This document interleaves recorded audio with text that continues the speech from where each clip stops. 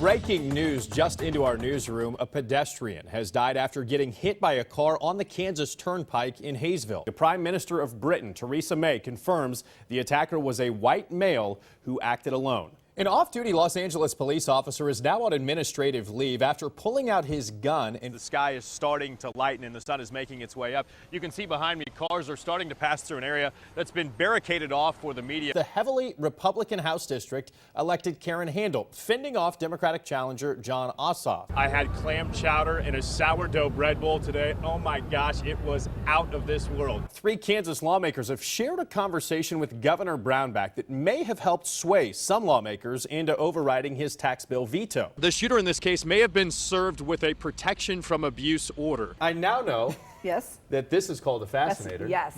And this is called a mistake. The suspect believed to have shot at a Kansas Highway Patrol trooper is now in custody after being on the run for 7 hours. That incident happened last night about 6 on I-70 near the main exit to Goodland. The KHP says when the trooper approached the car, the driver started firing at him with a rifle. That trooper was not hurt. A Wichita man is behind bars after police say he made threats on social media. Police say the incident started as a request to check on a suicidal person. They then arrested this man, 28-year-old Brendan May, on suspicion of terrorist threats. May's post on Facebook suggested he was upset about not being able to see his children on Father's Day and included an apology to families of his future victims. New this morning, some Rose Hill residents contacted us asking about explosions heard in the area. Turns out it was just an earthquake. That quake happened last night about 10:13 just south of Rose Hill. Its magnitude was measured at 2.6, so not an especially big one. Police felt this shaking in Mulvane, Derby, Rose Hill, and Augusta. This earthquake produced weak to light shaking, so if you didn't feel it, you're not alone. Last night on Capitol Hill, Democrats took to the Senate floor to share their opinions on the new health care bill. They blasted Republicans for holding closed-door meetings to try and repeal Obamacare as they lack the votes to change the Republican process. In news across America this morning, voters in Georgia's 6th congressional district go to the polls today for a special election that could give insight to the future of Republican seats across the country. Voters will choose between Democrat Jon Ossoff and Republican Karen Handel. The race has come to be viewed in part as a referendum on President Trump, with Democrats and grassroots activists across the country pouring in money and resources, hoping the 30-year-old Ossoff can spring the upset. All right, take a look at this. A massive dust storm is blamed for this pileup, a fatal pileup on a New Mexico highway. State police say 25 vehicles were involved in the crash on Interstate 10, resulting in multiple deaths and injuries. This chain reaction crash is attributed to high winds that caused limited visibility from blowing dust. Darren, good evening. You know, growing up in Kansas City, I always saw Kauffman Stadium as a baseball cathedral. But nationally, this ballpark has a reputation as one of the game's best. We're talking everything from those signature fountains to the recent renovation to the playing surface itself. Legendary groundskeeper George Toma helped lay the groundwork for this baseball stadium, and there's no denying his influence here still to this day. There'd be no Trevor without George. I mean, he made me who I am today when it comes to groundskeeping. The product of those lessons is now on display for the world to see. Trevor Vance has been in charge of the grounds at Kauffman Stadium for 17 years after taking over for George Toma. But this is, without question, the biggest showcase for his staff. We're trying to make Kansas City proud.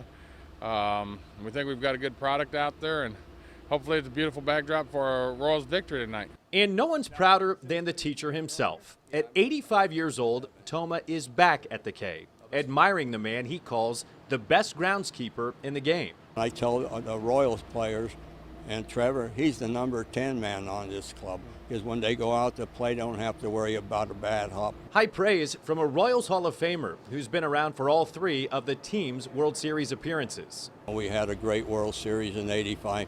But this is greater. The town and the United States is so electrified about the Royals. This is grass that comes out of Colorado. His place on the field is far from ceremonial. Vance has put him to work.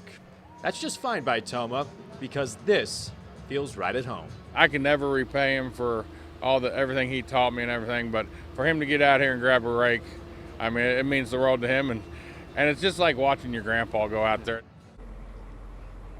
After our interview, I asked Mr. Toma if I could share a story with him, and I told him about the time I was 10 years old. It was a scorching hot day in July, and we were sitting on the front row of the third base, behind the third base dugout, and a gentleman walked up and put a handful of gum on the railing. That man was George Toma. When we wrapped up our interview, he stuck out his hand to shake mine as I said thank you, and in his hand was a handful of bubble gum. It's one of those memories that will last a lifetime. Darren, I'll make sure to save you a piece. Our Royal Return coverage continues from Kauffman Stadium. Let's go back to you. I took a look at the shocking number of 911 missed dials, what 911 is doing to fix the problem, and how all of us can help reverse the trend. Maybe your house is on fire, or a loved one is facing a medical crisis. You frantically dial 911, but find yourself waiting for an answer. Because a call taker is dealing with this. Federal County 911, what city's your emergency? I'm sorry, my granddaughter got a hold of my phone. We're at the doctor's office, actually. It seems harmless enough, but during peak times, answering that call could be the one thing separating you from life-saving care. Something is happening if your home's on fire. If you're getting beat up, 30 seconds is a long time. So we wanted to see firsthand just how big a problem this really is. We were given access to the call center floor here at 911, and we're going to observe Laura to see exactly how long it takes to get a 911 hang-up. So we're going to go ready on our phone and we'll see what we get. And I'm going to start my timer. Sedgwick County 911. As expected, it didn't take long, even when call volume was low. 15 minutes after we sat down, we got our first misdial. You can hear them walking.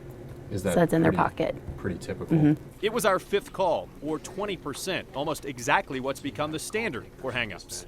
And where did you find it at? Veteran dispatcher John McGowan reported similar results. In the first 2.5 hours that it was at work, it was 36 calls that I took, and there were 7 of them that were cell phone hang-ups. Sedgwick County Emergency Communications studied the trend for several months. It averages out to 384 missed dials a day. And if each takes about 30 seconds to process, that's 3 hours lost each day. It's more than 4 days in a month, and about a month and a half each year wasted on 911 hang-ups. But what if the caller didn't make a mistake? What if that person can't say they need help? In most places, 911 has to call back. Some even send police to respond. Sedgwick County claims they just don't have the resources to do that. So managers made the difficult choice to abandon the industry standard, deciding it was no longer practical to call back on every 911 misdial. Worst case scenario, it's someone that's not at a place where they can talk, or they're desperate just to make contact with 911. Is there not some risk in that still? Well, and that is why when we have that open line, we are still asking, is there somebody on here with an emergency? You know, push a button, things like that. Essentially, this puts much more responsibility on call takers and dispatchers to decide if it's an emergency or a mistake. There's some that are just silent, so you have to listen for a while and make sure there's not a disturbance or, somebody set the phone down. So why does it keep happening?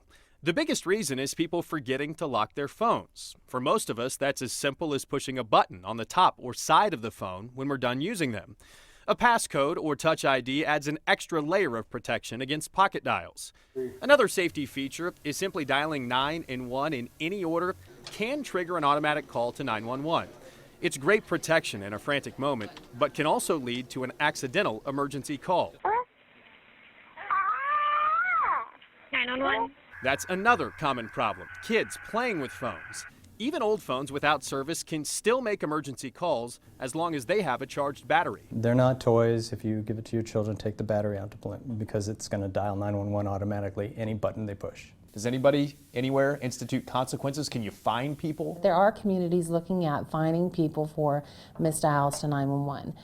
Locally, it is not something we're discussing at this point. And we don't want to do that. We don't want to be punitive. Of course, there are exceptions for the most egregious offenders.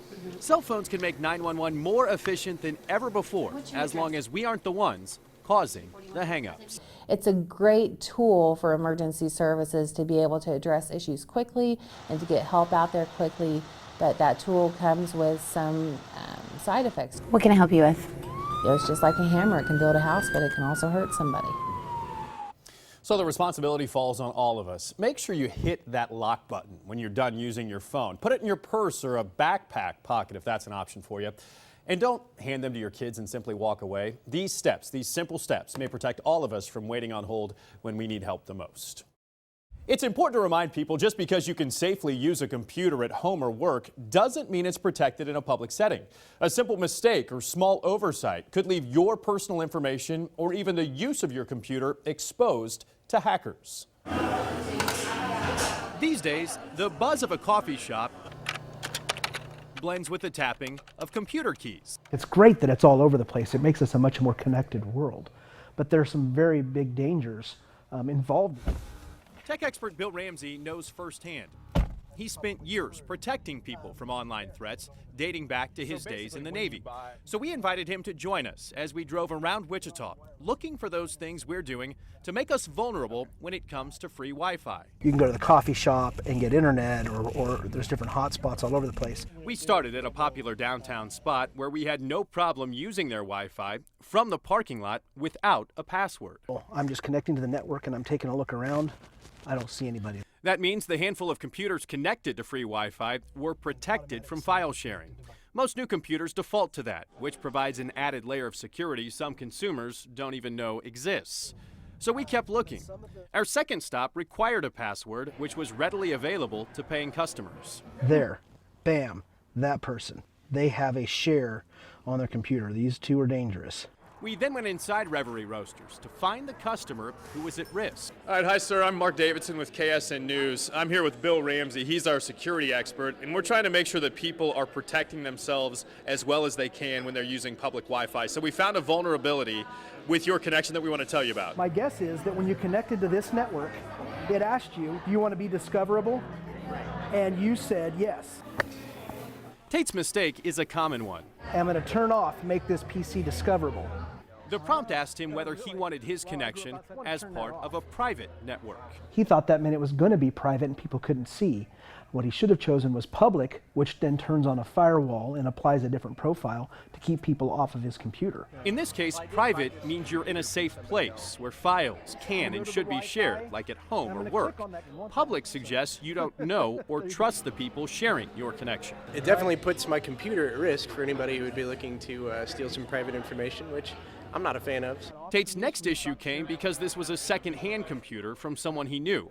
That person had changed the settings to make files available even on a public connection.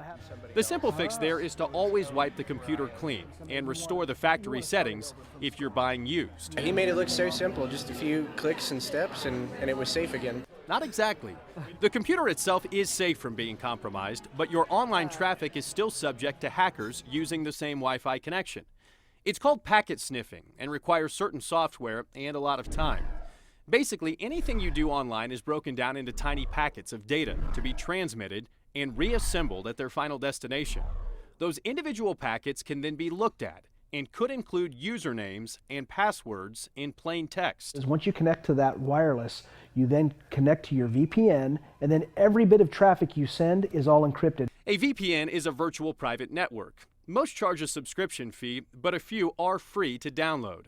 They disguise your online activity so it is not viewable by so-called packet sniffers. These are especially critical if you're doing business or sending personal information. Do the providers, the restaurants, the coffee shops, do they have any responsibility in this? I'd say no. They're offering you a service, and it's not their responsibility to make sure that you've protected your computer. That's your responsibility. That's where this starts for all of us. Free to use doesn't mean free of risk. Personal computers are much more vulnerable than, say, phones or tablets, but even those aren't completely protected on public Wi-Fi.